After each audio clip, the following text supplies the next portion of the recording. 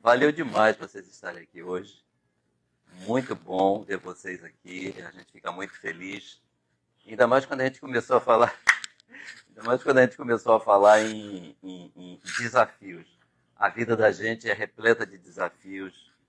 Cada momento que a gente se dispõe a sair na rua ou dentro de casa, a gente tem um contratempo, se aborrece, procura dar um sorriso, mas por trás daquele sorriso existe uma certa tristeza, uma preocupação, alguma coisa que está dando errada, sabe? E a gente vai enfrentando o nosso dia a dia sempre com um pezinho atrás, porque a gente não sabe o que vem pela frente.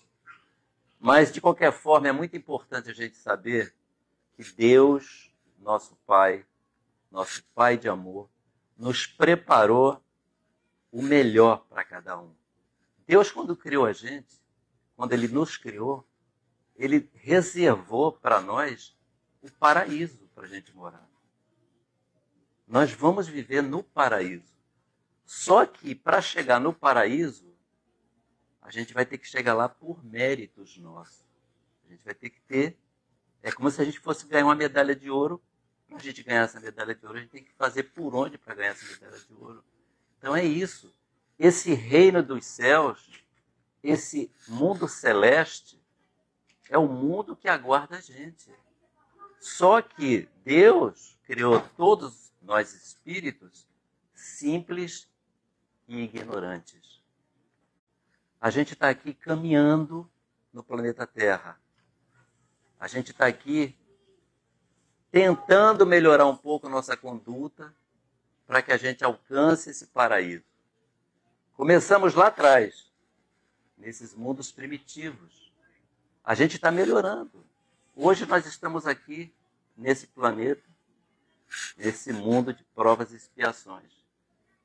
E a tendência é através do amor que a gente possa ter por cada um dos nossos irmãos, pela caridade que a gente possa praticar, a gente crescer cada vez mais e evoluir para a gente ir para a nossa casa verdadeira, que é lá em cima, que é o mundo celeste.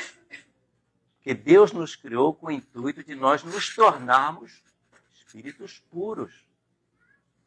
E nós vamos nos tornar espíritos puros. É por isso que a gente reencarna. Porque a reencarnação faz com que a gente vá aprendendo, etapa por etapa, a ser pessoas boas, a ser pessoas caridosas. E Deus está sempre acompanhando o nosso dia a dia. Deus nunca deixou de acompanhar a nossa evolução, porque Ele é nosso Pai. Qual é o pai que não acompanha o progresso, que não acompanha o dia a dia de seus filhos? Não importa onde estejam, Deus é a mesma coisa conosco. Então, isso começa lá 1.500 anos antes de Jesus chegar aqui na Terra, quando Moisés, trazendo aquele povo que estava na escravidão no Egito, 400 anos de escravidão no Egito, os hebreus, Moisés traz eles para a Terra Prometida, para Canaã, e recebe os 10 mandamentos. Naqueles 10 mandamentos, Deus posicionava ali o que seria aquela fórmula que a gente deveria seguir para a gente se tornar pessoas melhores. Quando ele diz, ame a Deus acima de todas as coisas, não roube, não mate. Mas naquela época era um povo ainda muito primitivo. Então era um Deus bravo. Tanto é que Deus, está lá nos 10 mandamentos, Deus diz que você não deve adorar imagens, você não deve adorar outros deuses, a não ser Ele. Caso contrário, os filhos dos pais que fizerem isso serão castigados até a terceira e quarta geração. Serão punidos pelos erros dos seus pais até a terceira e quarta geração. Mas Deus precisava se mostrar assim para um povo que não sabia absolutamente de nada. Eram muito primitivos. Eles não precisou passar em torno de 1.500 anos, 1.200, 1.300 anos, para Jesus vir aqui e falar, gente, Deus é amor, Deus é bondade, Deus é carinho. Naquela época já era tão difícil, aquela no caso teria sido a primeira revelação divina. Jesus foi a segunda quando esteve aqui conosco, e Jesus veio nos mostrar isso, porque naquela primeira de Moisés, na primeira revelação de Moisés, não se podia dizer ali naquela época, nem perdoe seus inimigos. Ame seu próximo. Aquele povo não estava preparado para isso ainda. Teve que vir Jesus, para que Jesus então dissesse a nós, ame seus inimigos, ame o próximo como a ti mesmo. Ame teus inimigos. Ame a Deus acima de todas as coisas. Ele foi a segunda revelação que veio nos mostrar, mais uma vez, o caminho que a gente deve seguir para chegar lá na frente no mundo melhor. Porque todo mundo aqui quer ir para o mundo melhor. Mas para a gente ir para o mundo melhor, a gente tem que fazer por onde? A gente tem que realmente estudar um pouco mais, aprender um pouco mais, saber que todos nós temos nossos problemas, todos nós enfrentamos os nossos desafios, as nossas provas. Mas então Jesus vem e mostra para nós todos aqui como a gente pode melhorar através do amor, porque é sempre através do amor que a gente melhora. Se a gente não tem amor, a gente não vai melhorar. É só através do amor. E ainda haveria outra terceira revelação, que é onde a gente está aqui hoje, no Espiritismo, através de Allan Kardec. Allan Kardec, através do Espiritismo, diz: sem a caridade não há salvação, que é a máxima do Espiritismo. Então, o que é que a gente aprende com tudo isso? Que a gente tem nas mãos, a gente tem em nossas mentes como a gente pode evoluir. Porque os problemas todos nós enfrentamos. Quando a gente fala nesses desafios que a gente tem, nessas provas que a gente passa, nas dificuldades que a gente enfrenta, que tudo isso é superado, a gente vai lá no Livro dos Espíritos, nas questões 258 e 259, Allan Kardec aborda maravilhosamente esse tema, porque na 258 ele pergunta, o espírito quando está na sua fase errante, ou seja, quando ele está sem o corpo, ele está para reencarnar, ele sabe, ele tem uma previsão do que ele vai acontecer aqui para ele? E a resposta é que o espírito, ele sabe do gênero do desafio que ele vai ter. Na 259, a pergunta é que se ele sabe o gênero, então ele sabe de tudo o que vai acontecer com ele aqui encarnado? Não, ele não sabe de tudo. Ele sabe do gênero, mas o tudo, os detalhes, ele vai saber aqui, através do seu conhecimento moral, do seu conhecimento espiritual. Por quê? O que seria o gênero que ele pode escolher? O espírito pode chegar e dizer assim, na hora dele reencarnar, porque tudo o que acontece conosco é por causa de nós mesmos. Deus não impõe absolutamente nada a nós, nada.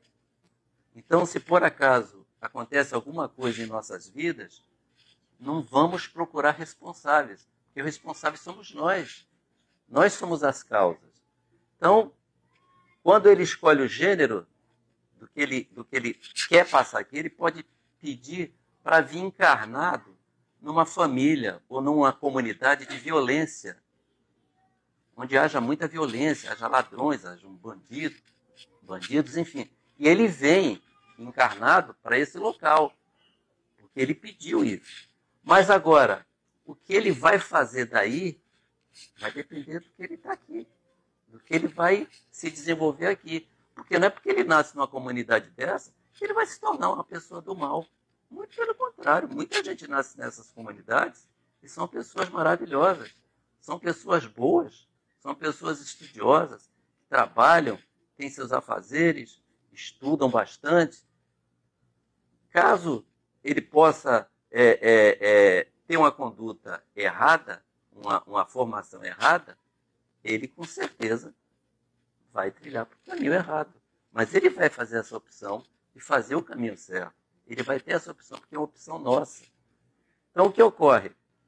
Todos nós sabemos exatamente que a gente é responsável pelo aquilo que a gente faz.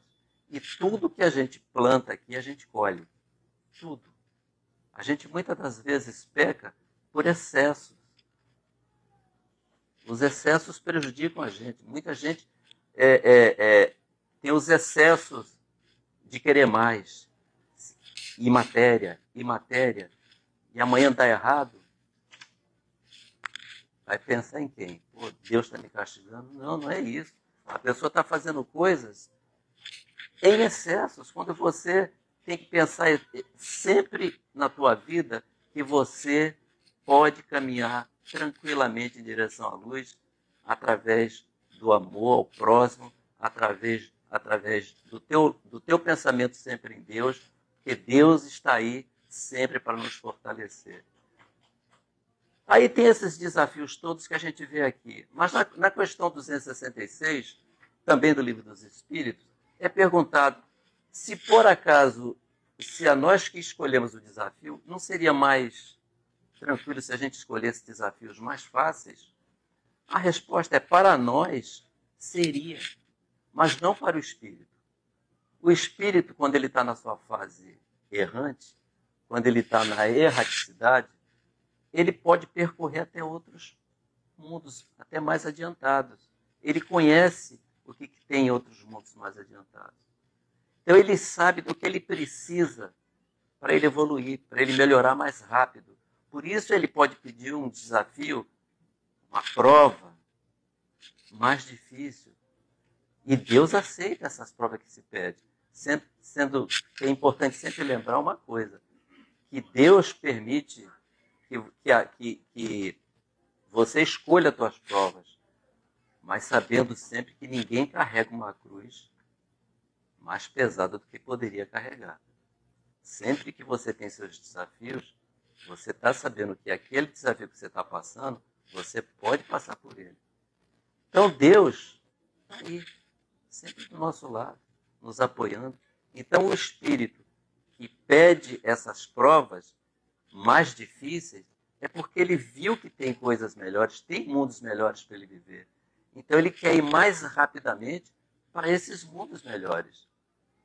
É como aquele doente que precisaria, de repente, de um remédio mais amargo para ficar bom mais rapidamente. Ao invés de ficar tomando aqueles remédios mais suaves e ficar muito tempo acamado, doente. E isso é que torna tudo maravilhoso demais, gente. Nós escolhemos tudo o que acontece na nossa vida. Nós podemos retardar a nossa evolução, como nós também podemos adiantar a nossa evolução. Tudo depende de nós. E nós sermos pessoas melhores a cada dia. Nós sermos pessoas que tenham esse ímpeto desde a hora que acorde de manhã cedo. Olha, eu vou hoje fazer a coisa boa, vou fazer a coisa positiva, mas acontece que sempre bate ali alguma coisa na tua frente, você encontra alguém, você se aborrece com alguma coisa e aquele teu pensamento de se tornar uma pessoa boa durante aquele dia ficou por água abaixo. Então, a gente tem que realmente trabalhar sempre nesse positivo. A gente tem que ter sempre muita fé em Deus. E através da fé em Deus, gente, a gente consegue vencer. E a gente tem exemplos perfeitos disso. Por exemplo, Joana de Cusa. Quem não conhece a história de Joana de Cusa? É uma mulher alta, lá de Cafarnaum. Ela tinha uma posse muito grande, era casada com um intendente de Herodes Antipas. E ela assistiu lá um dia Jesus falando no lago e se apaixonou pelas palavras de Jesus. E ela começou a acompanhar Jesus.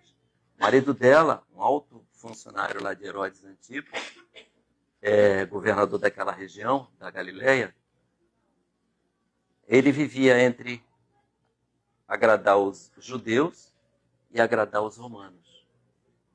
Era o que ele fazia. Ele não aceitava o cristianismo. Ele não aceitava que a mulher dele fosse atrás de Jesus. E ela fazia isso. Se vestia de uma maneira simples, porque ela era uma pessoa de posses, e acompanhava Jesus.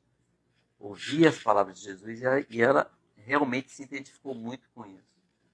Certo dia, ela vai na casa de Simão Pedro, e encontra Jesus. Vai falar com Jesus sobre esse drama que ela vive. Porque ela disse: Jesus, meu marido em casa não aceita o cristianismo, não aceita que eu venha ouvir suas mensagens, e para mim são maravilhosas.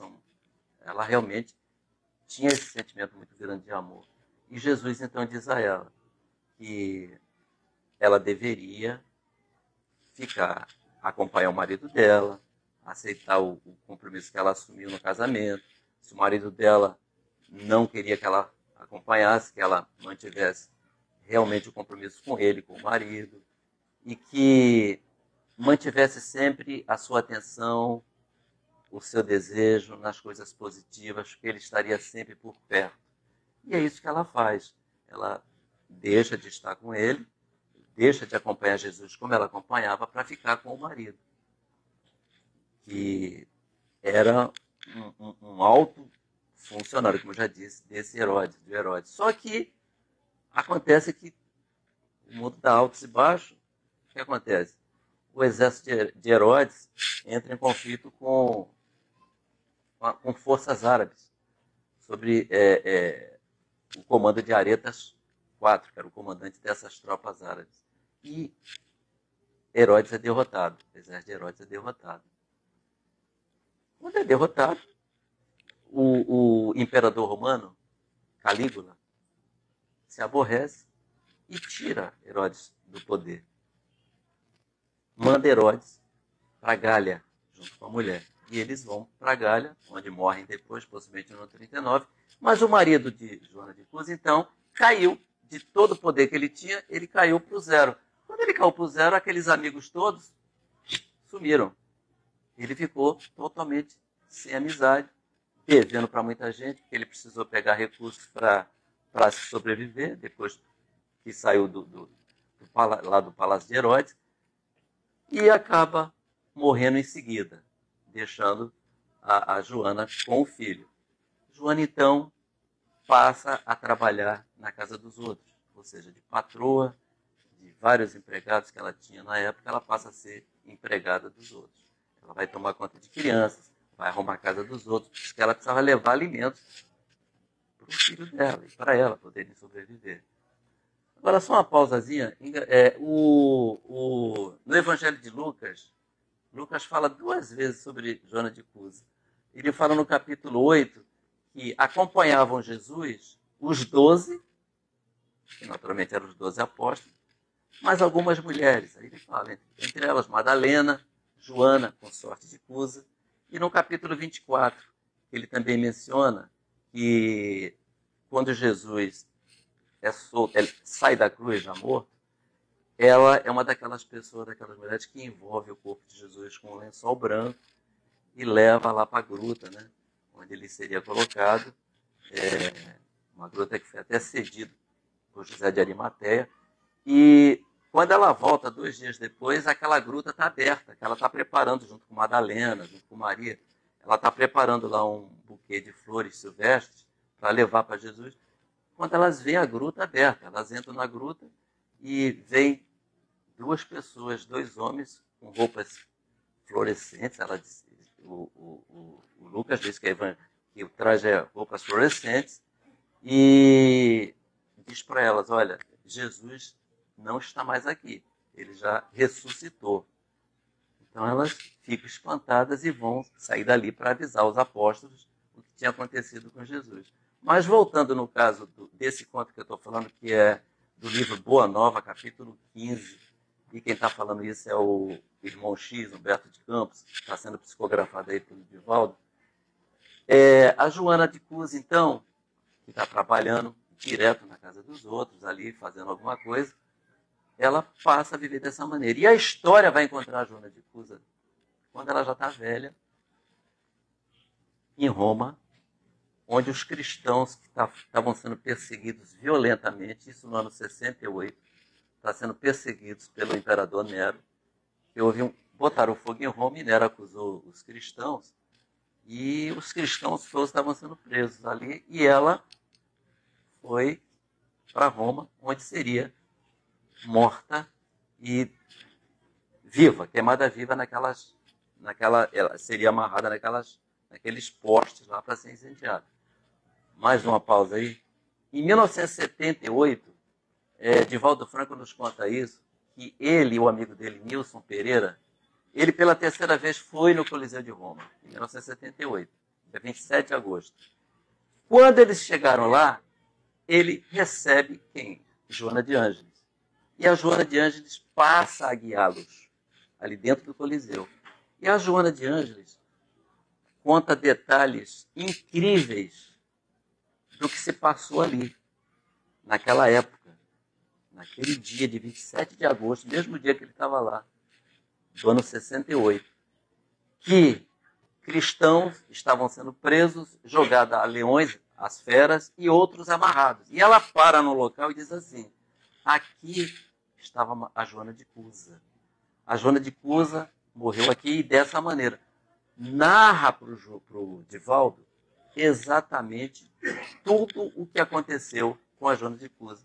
Quando ela terminou, ele afirmou, a Joana de Cusa é a Joana de Ângeles. Encarnada em tempos diferentes, mas a Joana de Cusa é a Joana de Ângeles. Então, olha só, gente, quem lê a história da Joana de Cusa, quem acompanha um pouco da Joana de Ângeles, imagina que coisa maravilhosa o Divaldo ter esse mentor aí do lado dele, como a Joana de Ângeles. E a Joana de Ângeles, então, está amarrada e chega lá aquele homem para botar o fogo nela, e ela está ali, com Deus no pensamento, Deus no coração, porque acredita na vida futura. Ela sabe disso. Então ela está ali, ciente do que está acontecendo, mas ela está em paz. Ela está segurando aquele drama todo com a fé em Deus. Então ela está ali amarrada e vem aquele homem para acender o fogo nela. Quando isso no Coliseu, lotado, o povo gritando, ela escuta a pessoa que está amarrada no outro poste e reconhece a voz do filho. Mamãe, abjura Jesus, mamãe, abjura Jesus, não vê que nós perdemos? Renega Jesus, mamãe.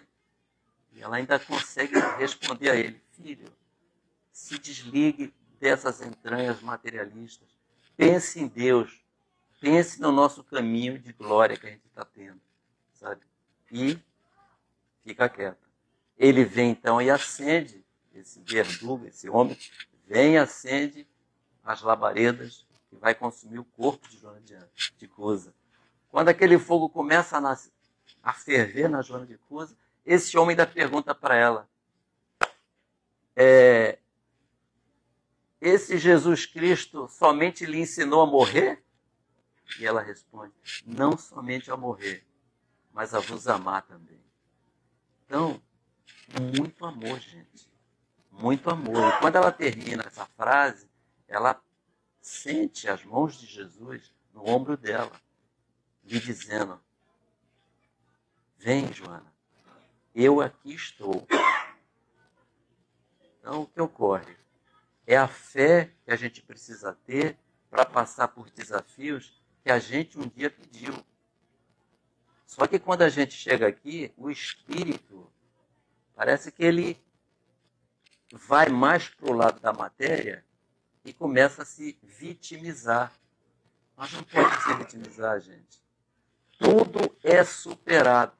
A doença é superada. A falta de dinheiro é superado. As angústias são superadas. Tudo é superado. Porque Deus está ciente do problema de cada um. Deus não vai deixar ninguém sofrer. Podem ter certeza absoluta disso. Apenas nós precisamos passar por isso. nós estamos nesse caminho aqui. Isso aqui não é nossa morada. Não adianta a gente querer acumular e acumular e acumular. Por quê? Porque quando a gente morre, tudo que a gente tem, tudo vai ficar aqui. A gente só vai levar o que nós somos. O que nós somos? Somos pessoas egoístas? Somos pessoas caridosas? Somos pessoas que sabemos amar o próximo? Somos pessoas invejosas? Gente, não tem jeito. Isso você vai carregar. Isso nós vamos carregar. A gente vai botar num cofrezinho e vai para o outro lado carregando isso. É por isso que na reencarnação, por exemplo, na questão 209, também do Livro dos Espíritos, pergunta-se, o Allan Kardec pergunta, por que pais bons recebem filhos, muitas das vezes perversos? Então a resposta é que acredita-se que esse filho perverso vai ser corrigido. Por isso ele escolhe uns pais bons. E é por isso que Deus permite isso. Só que esses filhos que vêm para aqui, como todos nós, a gente carrega o que a gente já levou. O que a gente levou lá para o lado de lá? Egoísmo? A sementinha vem. Perversidade? A sementinha a gente vai trazer também. Então, o que acontece? Se desde pequeno essas más tendências não forem cortadas, elas crescem igual um germe. E Joana de Ângeles diz o seguinte, para vocês terem uma ideia. Joana de Ângeles, no livro Constelação Familiar, ela diz que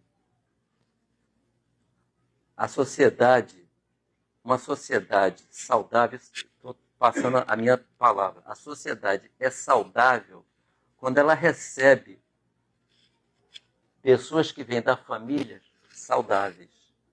Porque quando ela recebe pessoas que saem da família problemáticas, a sociedade enfraquece em suas estruturas. Então, se você tem seus filhos, se a gente tem nossos filhos, eles vêm com as suas tendências, como todos nós temos as nossas.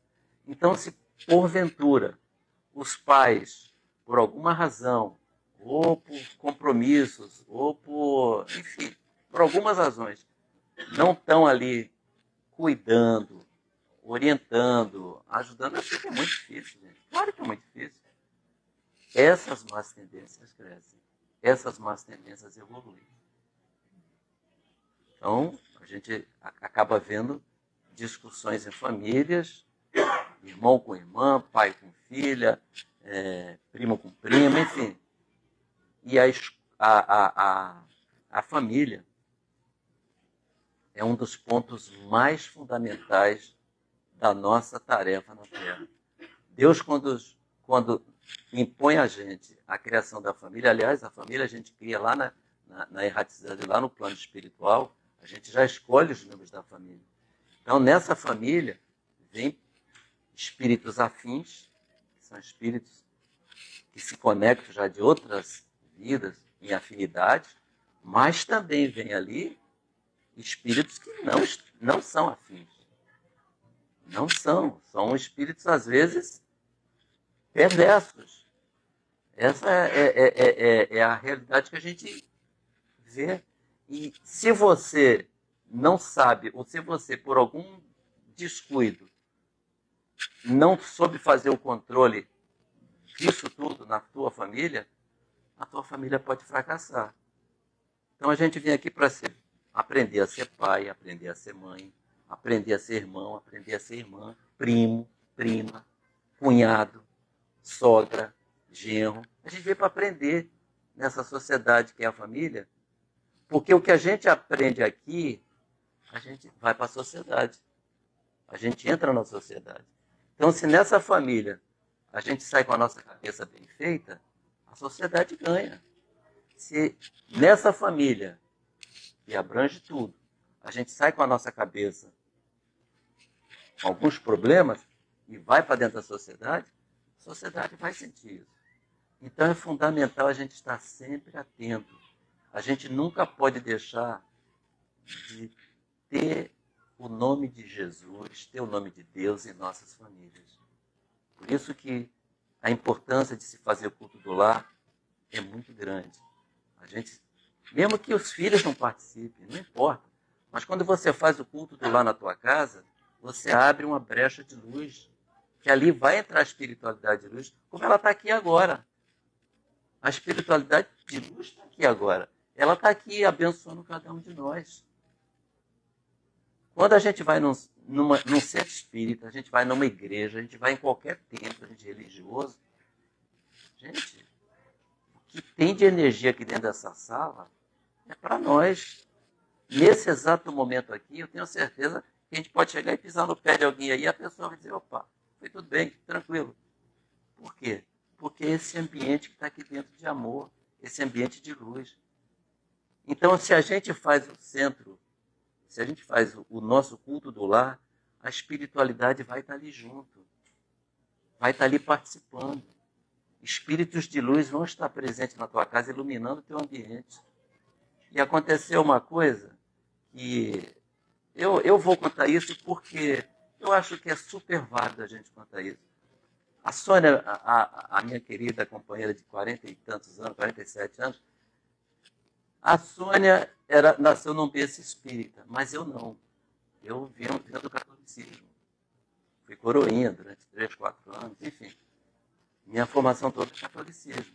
Mas desde cedo eu tenho visões. Eu vejo algumas coisas, não é quando eu quero. Se aparecesse aqui agora, tudo bem, mas aparece geralmente de noite, eu sozinho em casa. Então, o que acontece? Eu vejo. E Sônia sempre falava para mim assim, olha, o nosso culto do lar vem espíritos aqui, acompanhando. Por isso que tem que começar no horário. Sempre foi isso comigo. Tem que começar no horário, enfim. Ok, tem mais ou menos uns 5, 6 anos isso. A gente terminou o culto do lar toda segunda-feira, 10 horas da noite. Terminamos o culto do lar, sentamos assim numa poltrona, eu e Sônia para conversar, só nós dois em casa, os filhos já estão nas suas aí, enfim. Eu olho perto da televisão, tem uma senhora vestida assim com um estilo de anos 20, super alinhada, um chapéu bonito, uma senhora bonita, olhando para um ponto fixo. Eu olhei assim, tomei aquele choquezinho, apertei a mão de Sônia. Falei, Sônia, tem uma senhora aqui do lado da televisão.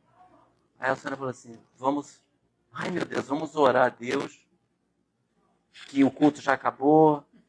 Enfim, e nós ali fizemos a nossa prece, eu olho fechado, bem fechado, eu não fecho os olhos na hora da prece, mas ali eu fechei bem os olhos, enfim. Quando eu abri, não estava mais lá ela não estava mais. Falei, Sônia, ela já foi. Ai, que coisa maravilhosa. 3, 4 dias de luz acesa em casa. Né? Porque, infelizmente, é aquilo que eu te falo, se eu encontro um na Quinta Avenida durante o dia, é diferente. Mas é complicado demais. Então, eu sou espírito, estou aprendendo hoje. Estou aprendendo, eu já tive muito medo. Muito medo. Eu jurava que eu ia morrer a qualquer hora. Mas hoje não. Hoje eu já, graças a Deus, dá para ver e ficar mais tranquilo. Não, mais não. Mas, menos aborrecido, menos nervoso. Esse é o termo. Então, o que ocorre? A gente sabe que a espiritualidade está aí do nosso lado. Ela está ajudando a gente. A gente não caminha sozinho. Deus não deixa a gente caminhar sozinho para lugar nenhum. Deus é um Pai super cuidadoso com cada um de nós. Mesmo sabendo de tudo que a gente faz de errado. Então, quando a gente fala no gênero do desafio que a gente escolhe, a gente escolheu, por exemplo, o gênero de desafio. Ah, eu vou sair daqui do meu país que eu nasci aqui, minha família está toda aqui, meus irmãos, a língua que é daqui, vou para outro lugar. Isso é um desafio que você está fazendo. Isso é um gênero de prova que você pediu. Você veio para cá, você veio para outro país, você mudou a sua vida. Mas o que vai acontecer aqui vai depender do que você tem de moral na tua estrutura, sabe? O que você é de pessoa na tua estrutura. Porque, de repente, você chega aqui nesse país, fala assim, espera aí, olha, me oferecerei um negócio para trabalhar e o cara me dá até um documento aqui que eu vou lá e vou ganhar dinheiro. E de repente você vai fazer uma coisa errada. Deus é culpado? Não, Deus não é culpado. Deus deixa você fazer tudo que você quiser. Deus permite isso. Ele te dá o livre-arbítrio. Então você sabe que se você fizer coisas erradas, você vai acabar pagando por isso. Porque nós temos duas leis, que é a lei dos homens e a lei de Deus. A lei dos homens tu consegue enganar. Muitas vezes você consegue fazer uma coisa errada, escondido, ninguém viu, ok. Mas a lei de Deus não tem como fazer escondido. Deus vê. E quando Deus percebe que você fez de errado, pode ter certeza absoluta que você vai arcar com o erro que tu fez. Você vai arcar. Você, de alguma forma, vai te acontecer algo que você vai dizer, puxa vida, fiz aquele errado. Uma das coisas que mais acontece é a tua própria consciência. Quando você vai deitar de noite, você não consegue. Você fica pensando, puxa vida, por que eu fiz isso? Pô, por que me aconteceu isso? Sabe? Você começa a se martirizar porque você sabe que fez errado. Aí eu volto até a dizer, quando Jesus, na beira da cruz lá, disse, Senhor, perdoai-lhes, que eles não sabem o que fazem. Mas aqui todo mundo sabe o que faz. Todo mundo sabe o que faz. Então o amor, gente, o amor é que sustenta o nosso progresso. O amor é que sustenta a nossa caminhada para frente. Rapidamente, no capítulo 19 do Evangelho segundo o Espiritismo, você vai encontrar lá a fé que transporta montanhas. Então, o que acontece? Olha o detalhe da fé. Então, Jesus está lá falando ao povo e chega um pai que se ajoelha diante dele, em prantos, e diz, Senhor, cura meu filho. Meu filho se joga no fogo, se joga na água, ele tem uma doença que ninguém sabe o que é. Trouxe para os teus discípulos aqui, para os teus apóstolos, e eles disseram que não sabem fazer nada, não sabem o que fazer para corrigir esse defeito, corrigir esse problema no meu filho. Então eu estou vindo aqui, Senhor. Jesus traz, traga minha criança.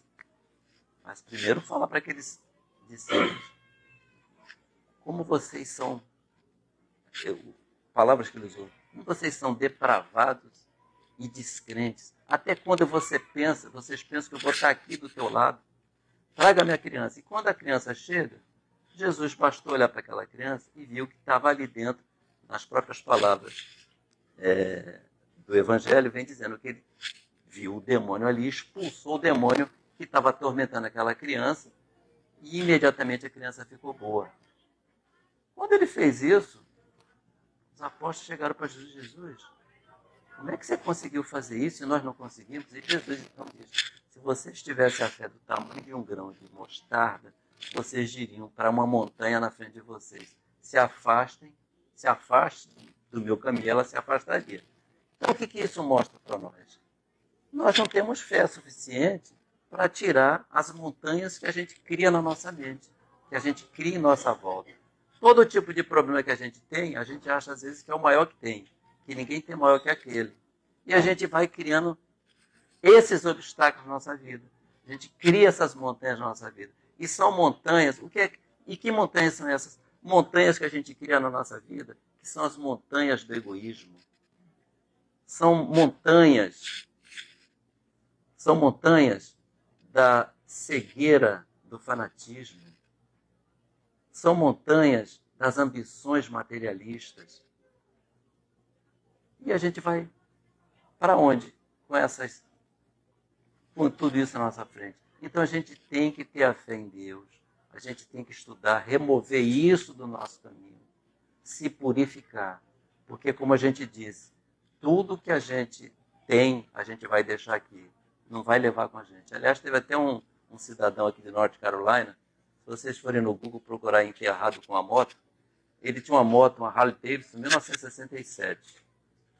Mas ele tinha paixão por essa moto, por essa Harley Davidson.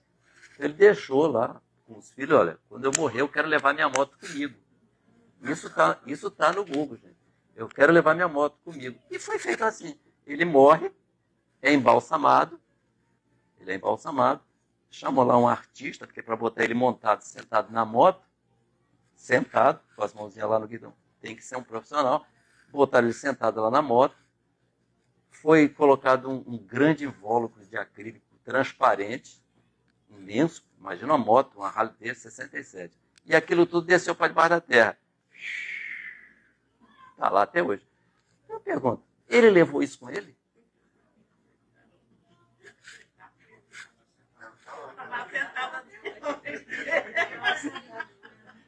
Mas é isso que acontece, gente. Isso é que acontece. Nada que a gente tem aqui é nosso, nada a gente vai levar.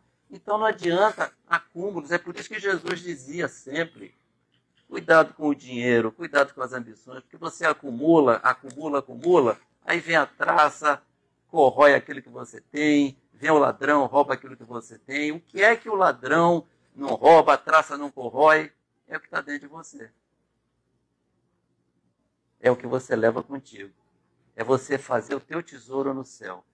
E para a gente caminhar, para a gente evoluir, para chegar na nossa casa definitiva, isso aqui não é nossa casa, isso aqui é nosso caminho. A gente tem que estar melhorando cada vez mais. A gente tem que estar evoluindo cada vez mais. Aprendendo, estudando, sabendo passar pelos sacrifícios e sabendo que tudo que a gente passa aqui é para o nosso desenvolvimento. Ninguém carrega nada além do que pode ser carregado. Se por acaso a gente está com um problema, se por acaso a gente está com uma dor, vamos conversar com Deus. Conversa, abre teu coração para Jesus. Vem num centro espírita. Aqui procura o Geraldinho, atendimento fraterno. Sabe, desabafa, solta o que você tem. Porque não é só o Geraldo, gente, que está ali te ajudando. Junto do Geraldo tem uma espiritualidade imensa ali, querendo fazer alguma coisa por você. E vai conseguir. Tenha fé nisso, sabe? Se você está sofrendo, está desgostoso, canta uma musiquinha para você mesmo. Uma música que fale em Deus, uma música que te eleve, uma música positiva, sabe? Uma música que te alegre. É assim que a gente pode viver melhor, gente. Nunca desacreditar. Nunca pensar que a gente não vai conseguir chegar lá. Nunca. Porque Deus nos criou vencedores. Não há derrotados aqui. Não há derrotados. Porque a partir do momento que cada um de nós veio aqui, é porque enfrentou desafios. Eu sei que cada um aqui enfrentou desafios e não foram desafios pequenos. Todo mundo aqui enfrenta desafios. Todos nós. Vou contar rapidamente, só para encerrar um caso. Tem aqui um colega que eu conheci em 1998, Paulo Neves, um gaúcho dos bons, Geraldo. Em 1998, conheci aquele garoto profissional de venda de carro. Aí chegou para ele e falou assim, vem cá, tu não quer ir vender carro na loja que eu trabalho lá, uma loja de usado, tinha muito carro na Hora de Avenida, em 1998. Na Hora de Avenida, eu falei, Paulo, eu nunca vendi carro na minha vida. Ele falou, não se preocupe, é tranquilo vender carro lá. Eu falei, ok, vamos lá. Peguei e fui com o Paulo lá. Quando eu cheguei lá, só tinha carro velho para vender. Eu falei, Paulo, hein? Só tinha carro velho. Eu falei, Paulo, como é que faz para vender esses carros? O carro mais caro era $3.000. Eu falei, como é que... E ainda financiado. Ele falou assim, não, esses carros a gente vende tranquilo, porque pode deixar. Conclusão, só o Paulo vendia, eu não vendia nada. E o Paulo não parava de vender. Um dia eu cheguei perto lá do Paulo, ele vendendo, atendendo um casal. Eu vejo lá o Paulo tirando o pedido lá naquele carro. Imagina 100 degrees Fahrenheit, né? Aquele calor imenso, o pessoal no pátio suando, o cliente ali no pátio suando. E o Paulo falava a palavra mágica, Geraldo.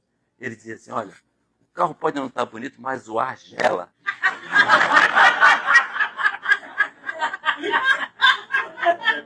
Conclusão, a única coisa que o cliente lembrava era disso, o ar gela. Pronto. E eu vi o Paulo tirar o pedido, eu falei, isso ele nunca tinha me ensinado. Então, tu vê como é que é as coisas, a gente vai aprendendo. Cada desafio que a gente vai tendo, a gente vai aprendendo. Porque é assim, gente, a gente vai adquirindo sabedoria através do nosso trabalho, do nosso estudo, do nosso aperfeiçoamento. Eu quero agradecer a cada um de vocês por terem vindo aqui hoje, foi muito bom demais. Voltando para casa, por favor, carreguem Jesus no coração. Tenham Jesus no coração. Ele não abandona nenhum de nós. Ele não abandona nenhum de nós. Tem um Jesus no coração porque ele ama a cada um de nós. E diz, a qualquer momento, é só chamar que Jesus atende. Chama do fundo da tua alma, do fundo do teu coração, sempre sabendo que o melhor vai te acontecer. Mesmo que seja aquele melhor que você não queira, porque você é teimoso, mas Jesus sabe que é melhor para você. Confie mais em Jesus, mais em Deus, do que até em nós mesmos. Gente, beijo grande. Valeu demais. Obrigado.